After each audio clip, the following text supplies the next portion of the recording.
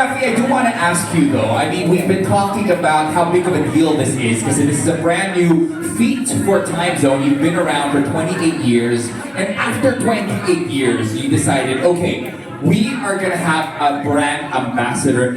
How did you come to that decision, and what made you then veer towards Myrtle as your very first one?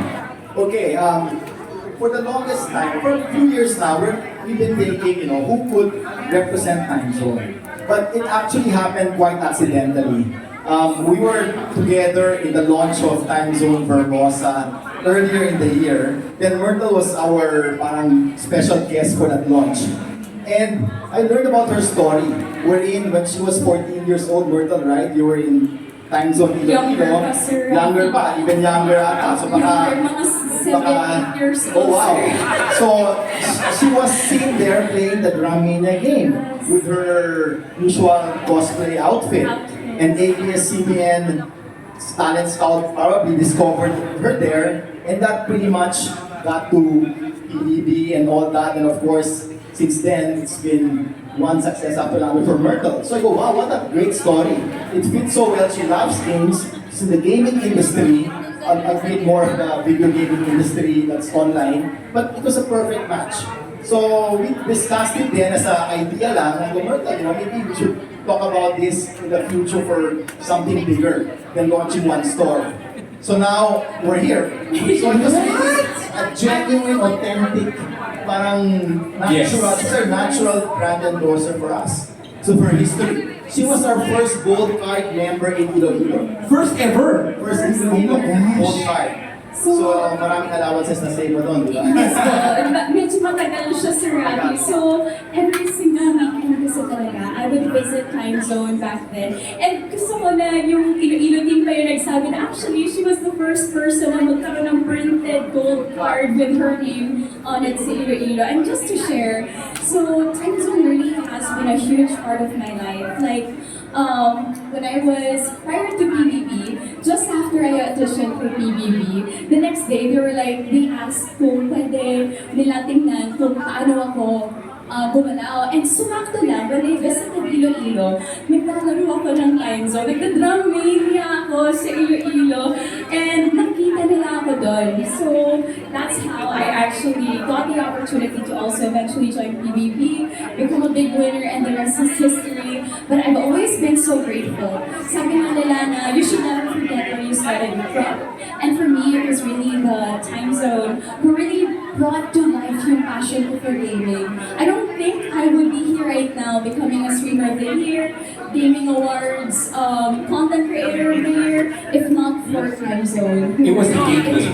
Yes, it really introduced me to my love for rhythm games, kasi introverted ako back then, so it was really the entire community while I was there at Timezone na nagpakilala sa akin na parang, hey, you should be fun, you should, break your shell and just show who you are. And I'm really grateful sa lahat ng mga nakilala kong friends because of Timezone. I absolutely love that. And hindi ko alam yun ha, na-discover ka pala sa Timezone. So parang Timezone brought you to the showbiz zone. So lahat ng mga aspiring kids dito, mag-cosplay kayo at lagi kayo magta-Timezone kasi baka kayo na yung next na ma-discover, di ba? Ang galing nun. But that's beautiful, and I love again the authenticity of just how this all came about. It wasn't really pre-planned, although it was in the works. The fact that this came together so naturally, and you are the perfect spokesperson for it too. Do you want to add something, Sarah? No, basically that's that. So we're very happy that, in a way, Myrtle's life. And Iloilo pa from all venues. So who would have thought in Iloilo? So we're very happy that Myrtle's here with us now. She brings in for me the joy, the energy, like you said, authenticity, genuineness of really being our Timezone brand ambassador. And of course, she connects very well with the kids. I mean, my God, my CFO's daughter is right there, and she's been, my operations manager also brought the daughter in Kailoma. We had a photo shoot all night long. So talagang fan na fan. So she connects well with kids, with teens, with adults, with everybody, with family. So for me, it's perfect. I think you represent a lot of different things for different people. For kids, they want to grow up to be like you. For adults like myself, I look at you and you bring out my inner child and you kind of remind us to be, to always stay useful, to enjoy these things. Because I was also telling some of my friends earlier na ang saya-saya pa rin mag-time zone at my age. Like, it's so fun, interactive. And another thing I want to add that you mentioned, you were an introvert too. The fact that it's a place that kids can go and enjoy on their own din. Kasi usually, di ba, pag hangouts, isipin mo, kailangan marami kayo with friends, barkada, family. But the fact that it's also a place that welcomes people that just want to game on their own, that might not be so sociable. It's a great place to expand your wings, di ba, Myrtle? Yes, so actually, time zone talaga really brings out the fun and helps you guys also to really connect with new people as well. Kasi a lot of my circles and friends growing up, nakilala ko sila through time zone because we share the same passion for fun and games. And it's not just for kids, it's also for those who are kids at heart and for everyone who genuinely just wants to have fun and create memories with their loved ones. Okay, speaking of games, Eva, so obvious naman sa Rafi na pag nagda-dance Revolution kayo or pag nag-dance Revolution kayo, sorry, it's called something else now. Pump it up! Pump it up! There you go. If you pump it up with Myrtle, baka matalo kayo doon. But, Sir Rafi, One chance. okay, but as the president, kailangan magpakita-kita si kayo. What game do you think you would beat Myrtle at? Oh, I know the answer. Basketball stream. basketball and... Magaling ka mag-basketball? Basketball stream. I'm so See? bad. That's the free throw basketball, full size ha. Oo, yung one ball na malaki sa shoot ko kanina. Yun.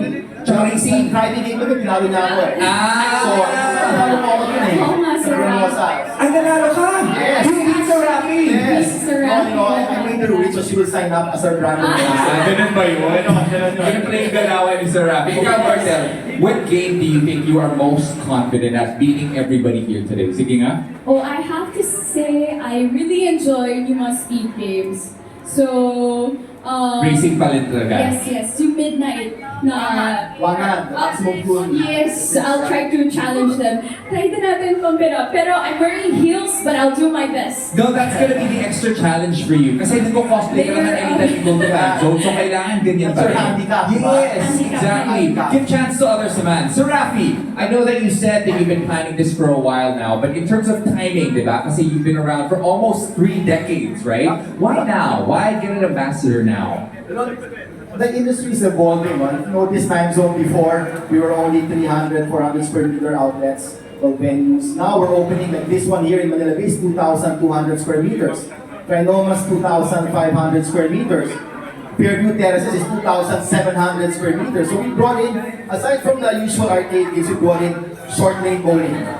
Short lane bowling means people can play bowling without changing shoes. It's easier, it's not as long as the traditional bowling. We brought in bumper cars being sold from the US. We brought in a trampoline park in Feliz Mall.